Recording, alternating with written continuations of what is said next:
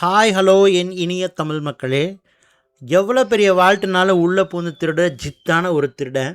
அவர் தான் நம்ம படத்தோட ஹீரோ. இதே மாதிரி ஒரு அசைன்மெண்ட் போகிறாரு. போன இடத்துல அவரோட பெஸ்ட் ஃப்ரெண்டு கூடவே இருக்கிற இன்னொருத்தனால சுடப்பட்டு இறந்து போகிறாரு. ஸோ அவரை ஏன் கொன்னாங்க, அதுக்கு பின்னாடி காரணமானவங்கள எப்படி அவர் கண்டுபிடிச்சாரு, அப்படி காரணமாக இருக்கிறவங்கள எப்படி பழிவாங்கினாரு அப்படிங்கிற கதையை ரொம்ப பரபரப்பாக சொன்ன ஒரு படம் தான் play dirty. Welcome to Tamil story board. Story போர்டில் நாம் இன்றைக்கி பார்க்க போகிற ஸ்டோரி ப்ளே டர்ட்டி. கதைக்குள்ளே போகலாமா? அப்படியே ஓப்பன் பண்ணதும் யாரோ 2 பேர் ரகசியமாக பேசிகிட்டு இருக்காங்க. அப்படியே அந்த அறையை திறந்தால் ஒரு பெரிய ஹால். அந்த ஹாலில் நிறையா பேர் முட்டி போட்டு உட்காந்துருக்காங்க. சில பேர் துப்பாக்கி முனையில் இருக்காங்க. அங்கே ஒருத்தர் சேரில் உட்காந்துருக்காரு. இதோ துணி கட்டிகிட்டு இருக்கார் இல்லையா, இவர் தான் பார்க்கர், நம்ம படத்தோட ஹீரோ. எவ்வளோ பெரிய வால்ட் அப்படின்னாலும் உள்ளே வந்து கொள்ளையடிக்கிற செம்ம ஜித்தான ஒரு ஆள். இதோ இந்த லாக்கரை ஓப்பன் பண்ணிட்டு இருக்கு இல்லையா, இந்த பொண்ணு பேர் ஜென். இந்த உட்காண்ட்ருக்கார்ல, இவர் பேர் ஃபில்லி. ஃபில்லி வந்து பார்க்கரோட பெஸ்ட்டு ஃப்ரெண்ட். ஸோ இவங்க அப்படியே பரபரப்பாக அங்கே கொள்ளையடிச்சிட்டு இருக்கிறாங்க. அந்த இடம் எங்கே அப்படின்னா, ஒரு குதிரை பந்தயம் நடக்கிற இடத்துக்கு பக்கத்தில் இருக்கிற ஒரு ஆஃபீஸ். ஸோ அங்கே நிறைய பெட்டிங் பண்ணி இருக்கும் அப்படின்னு சொல்லிட்டு பிளான் பண்ணி அவங்க கொள்ளையடிச்சிட்டு இருக்கிறாங்க.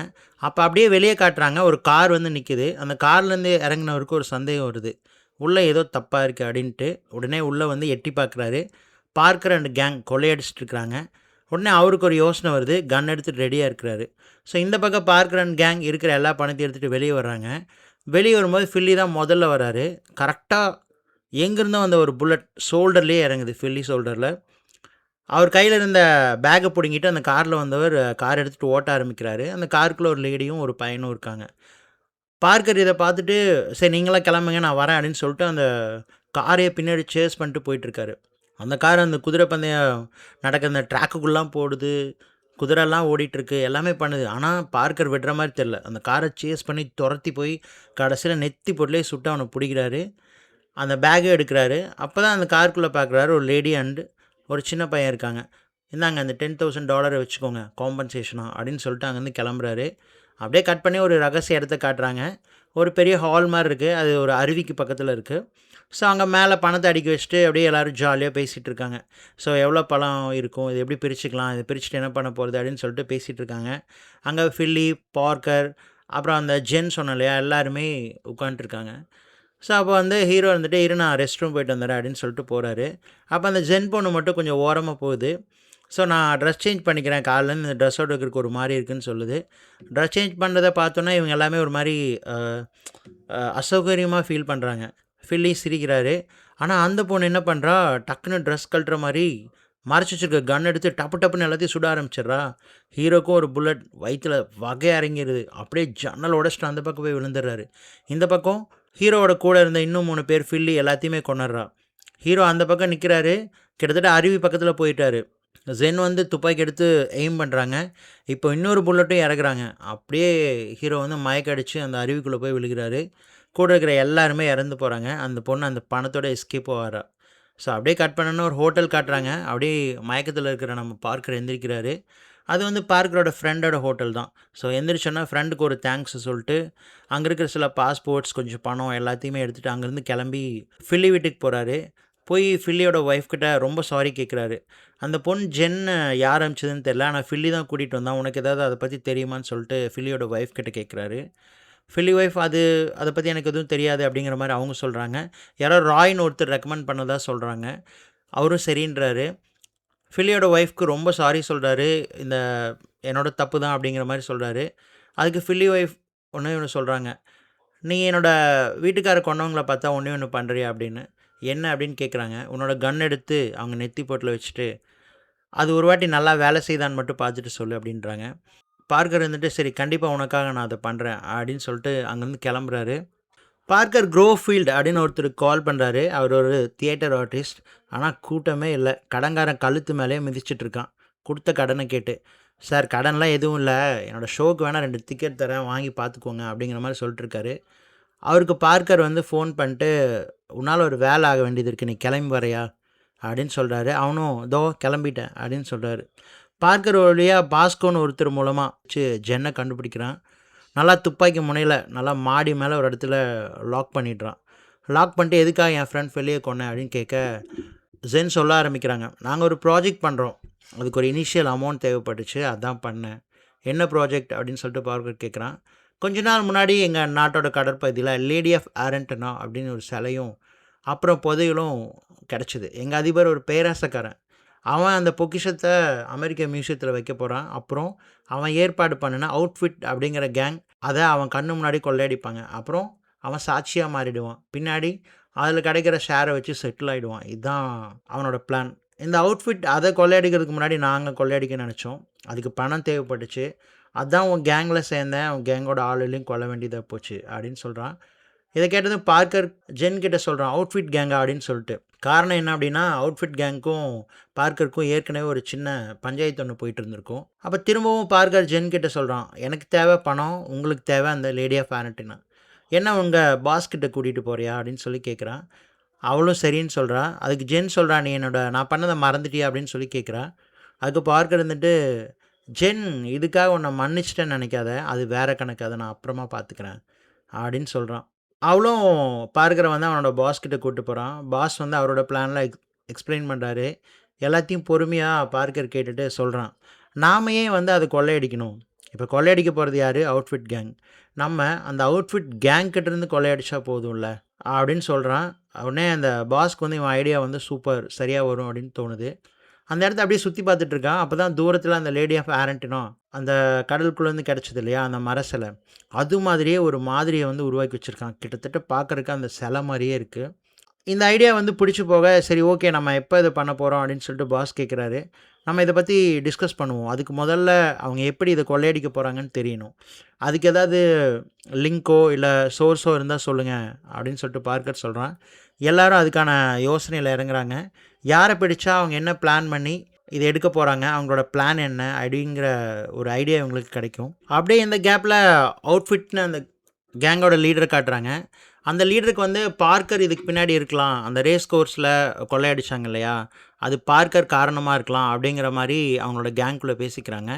அப்போ அந்த கேங் லீடர் சொல்கிறாரு, பார்க்கர் முடிஞ்ச அளவுக்கு நியூயார்க்குள்ளே கால் வைக்காமல் இருக்கிறது வரைக்கும் அவனுக்கு நல்லது, அப்படி கால் வச்சா அவனுக்கு தான் கெட்டது அப்படிங்கிற மாதிரி சொல்கிறாரு. இப்போ முன்னாடி இருக்கிற பிரச்சனை பார்க்கர் அண்ட் ஜென் கேங்க்கு தெரிய வேண்டியதெல்லாம் அந்த கொள்ளை எப்படி நடத்த போகிறாங்கன்னு, அவ்வளோதான். அதுக்கு அந்த பாஸ்கோன்னு ஒருத்தர் இருந்திருப்பான், அவன் மூலமாக நிக்னு ஒருத்தனை பார்க்குறாங்க. அவனோட கிளப்புக்கு போகிறாங்க. பார்க்கரும் குரோவரும் அந்த அவுட்ஃபிட் கேங் சேர்ந்த ஆளுங்களும் வர அங்கே நடக்கிற சண்டையில் நிக் இறந்து போகிறான். அவர் இறக்கிறதுக்கு முன்னாடி ப்ளூ அப்படின்னு சொல்லிட்டு ஒருத்தரை பற்றி சொல்கிறான். அங்கே தான் பிளானோட ப்ளூ பிரிண்ட் இருக்குது அப்படின்னு சொல்லிட்டு அந்த ரூமுக்கு போய் பார்க்குறான். அந்த ரூமில் நிறைய பொம்மைகள் இருக்குது. அந்த பொம்மைகளுக்குள்ளார ஒரு பொம்மையில் அந்த பிளானும் இருக்குது. அந்த பிளான் எடுத்து ரிட்டர்ன் வரும்போது பார்த்தா கிங் அப்படிங்கிற ஒரு அவுட்ஃபிட் கேங்கை பார்க்குறான். அவனை ஒரு வழியாக அடித்து தள்ளி போட்டு அங்கேருந்து பிளானையும் எடுத்துகிட்டு வெளியே வரான். ஸோ அதனால் என்ன ஆகுது அப்படின்னா, இந்த விஷயம் அவுட்ஃபிட் கேங்க்கு ஹெட்டுக்கும் தெரிய வருது. நாம் இன்னும் ஜாக்கிரதையாக இருக்கணும் அப்படின்னு சொல்லிட்டு அந்த அவுட்ஃபிட் கேங் லீடர் சொல்கிறான். அப்படியே கட் பண்ணி நியூயார்க் ப்ரூக்லின் காட்டுறாங்க. பார்க்கரோட க்ரூ எல்லாம் மீட் பண்ணுறாங்க. ஒரு ஹஸ்பண்ட் அண்ட் ஒய்ஃப், அப்புறம் குரோவர், அப்புறம் ஜென், அப்புறம் அவளோட பாஸ், அப்புறம் ஸ்டாண்ட் அப்படின்னு சொல்லிட்டு ஒருத்தரை காட்டுறாங்க. டிவியில் பார்த்தா அந்த இராணுவ தளபதி ரொம்ப வீரமாக பேசிகிட்டு இருக்காரு. இந்த சிலையை வந்து நாங்கள் பெருமையாக இது பண்ணுறோம், அமெரிக்காவில் இது பண்ண போகிறோம், எல்லோரும் வந்து பாருங்கள், இதுக்கு ஆதரவு தாங்க அப்படிங்கிற மாதிரி பேசிகிட்டு இருக்காரு. அவங்க பிளான் என்னென்னு பார்க்கர் சொல்கிறான். இப்போது அந்த ட்ரெஷர் அண்ட் லேடி ஆஃப் ஆரண்டினா சிட்டியோட அடியில் இருக்கிற ஜெனரல் அசம்பிளி அப்படிங்கிற ஒரு இடத்துல இருக்குது. அதுக்கு பக்கத்தில் ஒரு கோஸ்ட் ஸ்டேஷன் இருக்குது. அங்கே இருக்கிற ட்ரெயின் தினமும் குப்பைகளை சுமந்துட்டு அவுட்ஃபிட் கேங் கண்ட்ரோலில் இருக்கிற ஃபைனல் ஸ்டேஷனுக்கு போய் சேரும். ஆனால் நாளைக்கு அந்த ட்ரெயின் எந்த ஸ்டேஷன்லையும் நிற்காது, குப்பைகளையும் ஏற்றாது. அந்த புதையலை எடுத்துகிட்டு அங்கே இருந்து அவங்க இடத்துக்கு சேஃபாக கொண்டு போயிடுவாங்க. இதுதான் அவங்க பிளான் அப்படின்னு எல்லாத்துக்கிட்டையும் சொல்கிறான். இதுக்கு என்ன நம்ம பண்ண போகிறோம் அப்படின்னு சொல்லிட்டு எல்லாருமே பார்க்கர் முகத்தை பார்க்குறாங்க. பார்க்கர் திரும்ப எக்ஸ்பிளைன் பண்ண ஆரம்பிக்கிறான். நாளைக்கு 1 மணிக்கு ஸ்டேஷன் மாஸ்டர் ரூமில் ஷிஃப்ட் சேஞ்ச் நடக்கும், அங்கே நீங்கள் 2 பேரும் போயிருங்க அப்படின்னு சொல்லிட்டு அந்த கப்பலை பார்த்து சொல்கிறான். அப்புறம் குரோவர், நீ என்ன பண்ணுறேன்னா, ட்ரெயின் வேகமாக போனால் அதை கண்ட்ரோல் பண்ணுற பிரேக் எல்லா ஸ்டேஷன்லேயும் இருக்கும். நாம் மார்க் பண்ண இடத்துக்கு முன்னாடி இருக்கிற ஸ்டேஷனில் இருக்கிற பிரேக்கை வந்து நீ கட் பண்ணணும் அப்படின்னு சொல்கிறான். அப்புறம் ஸ்டாண்ட், நீ எங்களுக்காக ஒரு ட்ரக்கோடு காத்துட்ருக்கணும் நான் சொல்கிற இடத்துல அப்படின்னு சொல்கிறான். அப்படியே ஒரு சேர எல்லோரும் கேட்குறாங்க, ஆமாம் அது எந்த இடம் அப்படின்னு. உடனே எல்லாரையும் கூப்பிட்டு பார்க்கர் போய் சொல்கிறான். அந்த ட்ரெயின் ஸ்டேஷன் போகிற கப்பல் ட்ரெயினோட வேகத்தை அதிகப்படுத்துவாங்க. குரோவர் ஸ்டேஷனில் இருக்கிற பிரேக் கேபிளை கட் பண்ணுவான். ஸோ அந்த ட்ரெயின் 70 கிலோமீட்டர் வேகத்தில் வேகமாக வந்து இந்த டேர்னிங்கை வந்து திரும்பும். அங்கே ஸ்லோவாக வாய்ப்பே இல்லை. ஸோ ஸ்லோ ஆகும்போது என்ன நடக்கும்னா, டேர்னிங்கில் அப்படியே கொலாப்ஸ் ஆகி இந்த இடத்துல விழும். நாம் என்ன பண்ணுவோன்னா, ஸ்டாண்ட் ஏற்கனவே நமக்காக வச்சுருக்கிற அந்த ட்ரக்குள்ளார எல்லா பொருளையும் எடுத்துகிட்டு இங்கேருந்து தப்பிச்சு போயிடுறான். இதுதான் நம்ம பிளான். நாளைக்கு நம்ம 10 மணிக்கு மீட் பண்ணுவோம் அப்படின்னு சொல்லிட்டு எல்லாரும் அங்கேருந்து கிளம்ப ஆரம்பிக்கிறாங்க. பார்க்கரும் அங்கேருந்து கிளம்பி ஒரு ஹோட்டலை நோக்கி போகிறான். பார்க்கர் அந்த ஹோட்டல் ரூமில் ரூம் போடுறான். அங்கே எதிர்பாராத விதமாக ஜென்னோட குரூப்பை சேர்ந்த 2 பேர் பார்க்கரை கடத்தி ஒரு பனி படர்ந்த ஓப்பன் பிளேஸில் கட்டி வச்சுட்டு அவுட்ஃபிட் கேங்க்கு இன்ஃபார்ம் பண்ணிடுறாங்க. ஆனால் ஜென் கரெக்டாக வந்து பார்க்கரை காப்பாற்றிடுறா. அப்போ தான் அவுட்ஃபிட் கேங்கோட தலைவன் பார்க்கர்கிட்ட ஃபோனில் பேசுகிறான். அப்படியே பார்க்கருக்கு ஷாக்காக இருக்குது. நீ நாளைக்கு தானே கொள்ளையடிக்க பிளான் பண்ணியிருந்த பார்க்கர், நான் இன்றைக்கி நைட் 10 மணிக்கு அதை பண்ண போகிறேன்னு சொல்கிறான். பார்க்கருக்கு அப்படியே தூக்கி வாரி போடுது. உடனே தன்னோட கேங்க்கு கால் பண்ணுறான். கார் எடுத்துகிட்டு ஜென்னும் பார்க்கரும் டிராஃபிக்குள்ளே பூந்து வேகமாக போயிட்டுருக்காங்க. பார்க்கரோட குரூ அங்கே காட்டுறாங்க. எல்லாம் சரக்கு அடிச்சுட்டு கிட்டத்தட்ட மட்ட ஸ்டேஜில் இருக்காங்க. இப்போவே அந்த கொள்ளை நடக்க போகுது, எல்லோரும் பிளான் பண்ணபடி செய்யுங்க அப்படின்னு சொல்லிட்டு குரோவர் சொல்கிறான். குரோவர் எல்லாத்தையுமே பார்க்குறான். கப்புள்ஸ் போதையில் ஆடிட்டு இருக்காங்க. ஸ்டாண்ட் நிற்க முடியாமல் தள்ளாடிட்டு இருக்கிறான். குரோவர் எல்லாருக்கிட்டையும் விஷயத்த சொல்லி அனுப்புகிறான். ஸ்டாண்ட் நிற்கக்கூட முடியல. மூஞ்சி மேலே ஒன்று வச்சு, டேய் தயவு செஞ்சு ட்ரக் எடுத்துகிட்டு வந்து சேர்றா அப்படின்னு சொல்கிறான். குரோவர் ஒரு பைக் எடுத்துகிட்டு ஸ்டேஷனை நோக்கி போகிறான். அந்த கப்புள்ஸ் ஒரு வழியாக ஏமாற்றி அந்த ஸ்டேஷனுக்குள்ளே நுழையிறாங்க. இங்கே ஸ்டாண்ட் வேன் திருட வந்த இடத்துல நல்லா தூங்க ஆரம்பிச்சிடுறான். ஒருத்தர் வந்து அதட்ட வேன்லேயே வாந்தி எடுக்கிறான். பார்க்கரும் ஜென்னும் கார் எடுத்துகிட்டு வேகமாக வந்துட்டுருக்காங்க. இங்கே அந்த கப்புள்ஸ் ட்ரெயினோட ஸ்பீடை எப்படிடா அதிகப்படுத்துறதுன்னு அந்த போர்டை ஸ்டடி பண்ணிட்டுருக்காங்க. கடைசியாக ஒரு வழியாக கண்டுபிடிச்சி ட்ரெயினோட ஸ்பீடை அதிகப்படுத்துகிறாங்க. அது 30 கிலோமீட்டர்லேருந்து அதிகமாகிட்டே இருக்குது. குரோவர் பைக் எடுத்துகிட்டு வேகமாக பிரேக் கட் பண்ண போயிட்டுருக்கான். இங்கே ஸ்பீடு வேறு அதிகமாகிட்டுருக்கு. 52, 55ன்னு ட்ரெயின் வேறு பக்கத்தில் வந்துட்டுருக்கு. சீக்கிரம் அதை கட் பண்ணு குரோவர் அப்படின்னு சொல்லிட்டு பார்க்கர் சொல்கிறான். குரோவர் அதை கட் பண்ண கன் எடுக்க அது வேறு தவந்து கீழே விழுகுது. கால்லேயே ஓங்கி மிதிக்கிறான். ட்ரெயின் வேறு பக்கத்தில் வந்துட்டுருக்கு. ஸ்பீடு வேறு அதிகமாக இருக்குது. கடைசியாக குரோவர் ஒரே மிதிக்கிறான். பிரேக் அப்படியே கட் ஆகுது. ட்ரெயினும் வேறு பக்கத்தில் வந்துடுது. உடனே கையில் அந்த பாலத்தோட கம்பியை பிடிச்சி அடிக்கிறான் ஒரு டைவ். ட்ரெயின் அப்படியே அவனை உரசிட்டு போகுது. அப்படியே அவன் தப்பிக்கிறான். ஸ்பீடும் அதிகமாகுது. பார்க்கர் கத்திட்டு இருக்கான். அந்த ட்ரெயின் தடம் பொருள இடத்துக்கும் வந்து சேர்றாங்க எல்லோரும். ஆனால் வேகமாக வந்த ட்ரெயின் திரும்புது. ஆனால் தடம் பொருளல. காரணம் பார்க்கர் யோசிக்கிறான், ஸ்பீடு பத்தலை, அதான் தடம் பொருளலை அப்படின்னு சொல்கிறான். அந்த கப்புள்ஸ் என்ன பண்ணுறதுன்னு கேட்க பார்க்கர் யோசிச்சுட்டு இன்னும் கொஞ்சம் தூரத்தில் இன்னொரு டேர்னிங் பாயிண்ட் இருக்குது, அதனால் ட்ரெயினோட வேகத்தை அதிகப்படுத்துங்க அப்படின்னு சொல்கிறான். அந்த கப்புள்ஸ் அந்த ட்ரெயினை வேகமாக ஓட்டுறாங்க. குரோவர்கிட்ட அந்த ட்ரெயின் ரீச் பண்ணுறதுக்குள்ளே அந்த ஸ்டேஷனில் இருக்கிற பிரேக்கை உடன்னு சொல்கிறான். குரோவர் அடித்து பிடிச்சி பைக் எடுத்துகிட்டு போயிட்டுருக்கான். ஸ்டாண்ட் எப்படியோ சரக்கு மப்பில் ஒரு வேன் எடுத்துகிட்டு புது லொக்கேஷனை நோக்கி போயிட்டுருக்கான். தாறுமாறாக ஓட்டிகிட்டு இருக்கான் வேனை. பார்க்கரும் ஜென்னும் அந்த இடத்த நோக்கி வேகமாக போயிட்டுருக்காங்க. ஸ்டாண்ட் வேகமாக போய் எதுலையோ மோதுறான். யாருன்னு பார்த்தா நம்ம குரோவரு. குரோவர் வந்துட்டு இந்த பைக்கு தான் மோதிருக்கான். குரோவர் மல்லாக்கா வானத்தை பார்த்து படுத்துட்ருக்கான். பிரேக்கை வேறு கட் பண்ணணும். ட்ரெயின் வேறு வந்துட்டுருக்கு. ஸ்டாண்ட் வேன்லேருந்து எட்டி பார்த்து சாரி மாப்பிள்ள அப்படின்னு சொல்கிறான். குரோவராக கையில் இருக்கிற கன் எடுத்து பிரேக்கோட ஏர் ஹோலை சுடுறான். குறி தப்புது. ட்ரெயின் பக்கத்தில் வருது. திரும்ப ட்ரை பண்ணுறான் ஏர் ஹோலை. அப்படியே பஸ்ட் ஆகுது. பிரேக் ஆஃப் ஆகுது. ட்ரெயினும் கரெக்டாக கிராஸ் ஆகுது ஃபுல் ஸ்பீடில். இப்போ அவங்க நினச்ச அந்த 70 கிலோமீட்டர் ஸ்பீடில் அந்த வளைவை நோக்கி ட்ரெயின் போயிட்டுருக்கு. எல்லா ட்ரெயின் விழ காத்துட்ருக்காங்க. ட்ரெயினும் கரெக்டாக விழுகுது. பெரிய ஆக்சிடெண்ட்டே நடக்குது.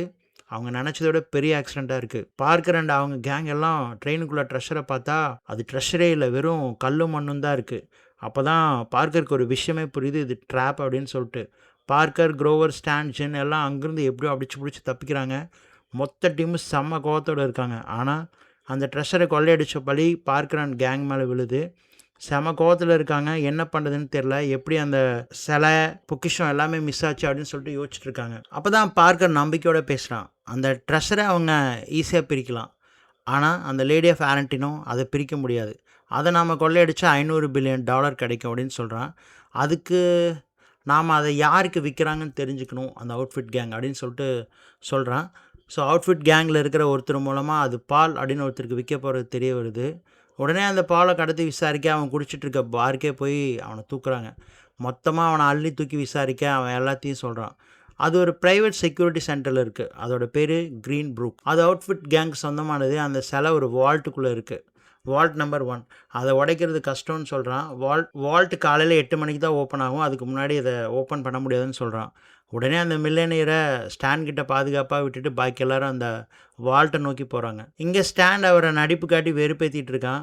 அவன் லவ் ஸ்டோரி சொல்லிட்டு இருக்கான், நடிச்சு காமிச்சிட்டு இருக்கான். பார்க்கர், குரோவர் அப்புறம் அந்த கப்புள்ஸ் எல்லாரும் க்ரீன் ப்ரூக் சேஃப்டி லாக்கர் போய் சேர்றாங்க. அங்கே ஒரு ஆக்சிடென்ட் மாதிரி சீனை க்ரியேட் பண்ணி செக்யூரிட்டியை ஏமாற்றி உள்ளேயும் போயிடுறாங்க. இவங்க எல்லாம் வால்ட்டுக்குள்ளே நுழையிறாங்க. இங்கே ஸ்டாண்ட் நடித்து குடிச்சு டயர்டாகி மட்டையாக அந்த மில்லியனியர் எப்படியோ அங்கேருந்து தப்பிக்கிறான். தப்பிச்சு பார்க்கர் இந்த மாதிரி வால்ட்டுக்கு போயிருக்கான் கொள்ளையடிக்கிறதுக்கு அப்படின்னு சொல்லிட்டு அந்த அவுட்ஃபிட் கேங்கோட லீடருக்கும் கூப்பிட்டு சொல்லிடுறான். அவுட்ஃபிட் கேங் லீடர் டென்ஷனாக கத்துறான், கார் எடுங்கடா இங்கேருந்து கிளம்பலான்னு சொல்லிட்டு. கூட இருக்கிறவங்கலாம் டென்ஷன் வேணாம் தலை, பார்த்துக்கலாம், ஒன்றும் பிரச்சனை இல்லை அப்படின்றாங்க.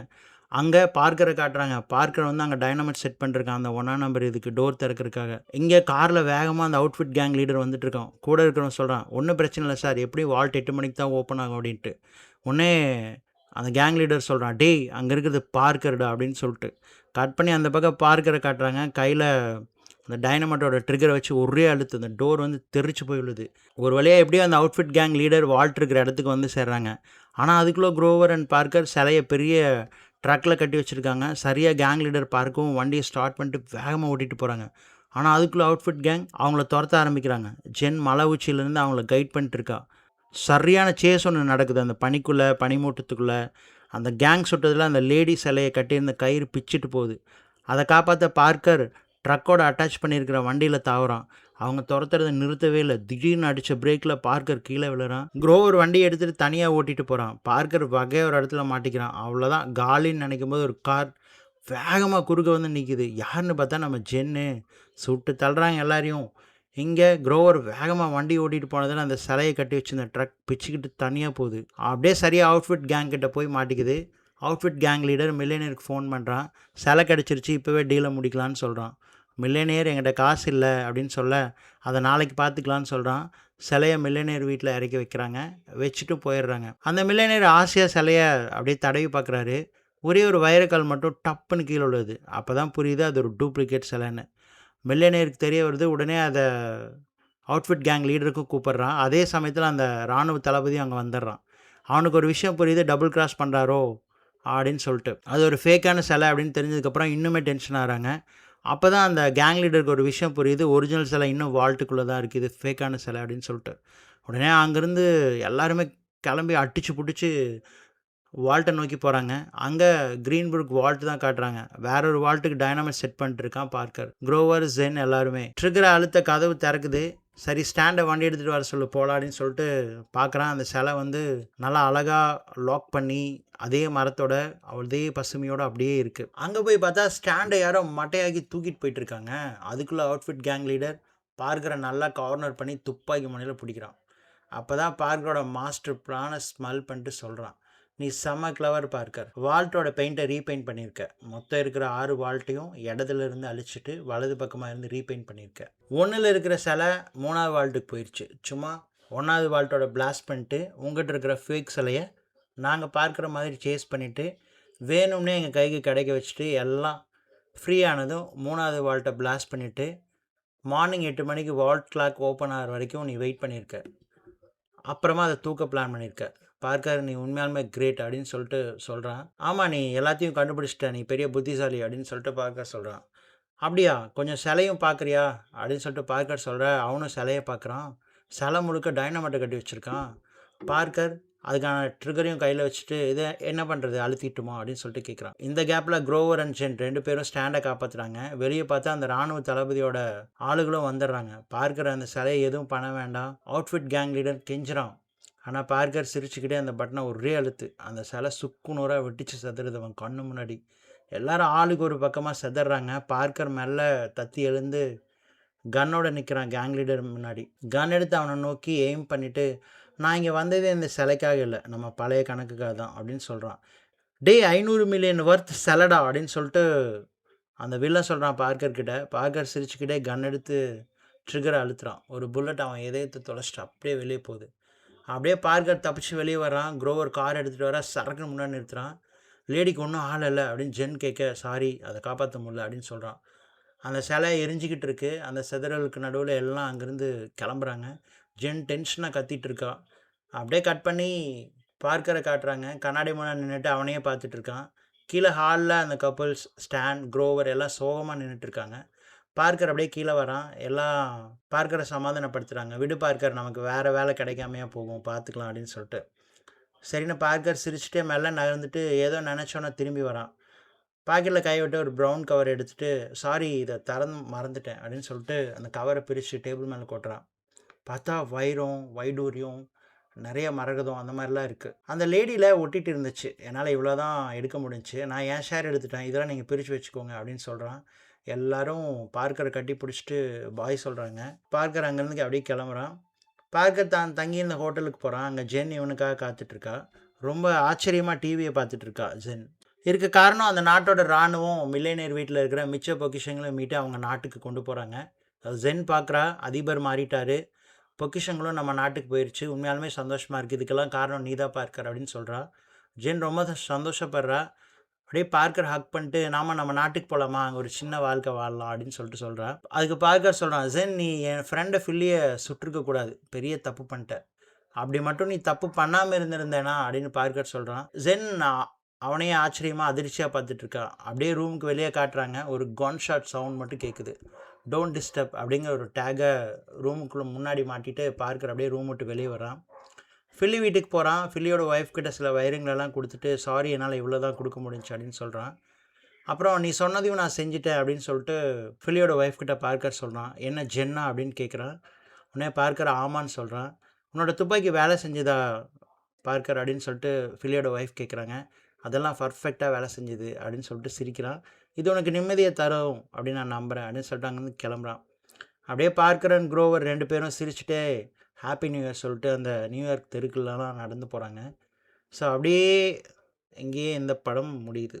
ஸோ எப்படி இருந்தது இந்த படம்? ஒரு மாதிரி நிறையா லாஜிக் மிஸ்டேக் இருந்தாலும் கூட சின்ன சின்ன விஷயங்களை தாண்டி ஒரு பரபரப்பாக ஒரு 2 hours உட்காந்து பார்க்குற மாதிரியான ஒரு த்ரில்லர் படம் அப்படின்னு சொல்லலாம். ஸோ எப்படி இருந்தது இந்த கதை உங்களுக்கு பிடிச்சிருக்குன்னு நினைக்கிறேன், நம்புகிறேன். ஸோ இந்த கதை உங்களுக்கு பிடிச்சிருந்துச்சி அப்படின்னா லைக் பண்ணுங்கள், ஷேர் பண்ணுங்கள், கமெண்ட் பண்ணுங்கள், மறக்காமல் சப்ஸ்கிரைப் பண்ணுங்கள். இதே மாதிரி ஒரு நல்ல கதையில் திரும்பவும் சந்திக்கலாம் கைஸ். பாய், டேக் கேர், டடா.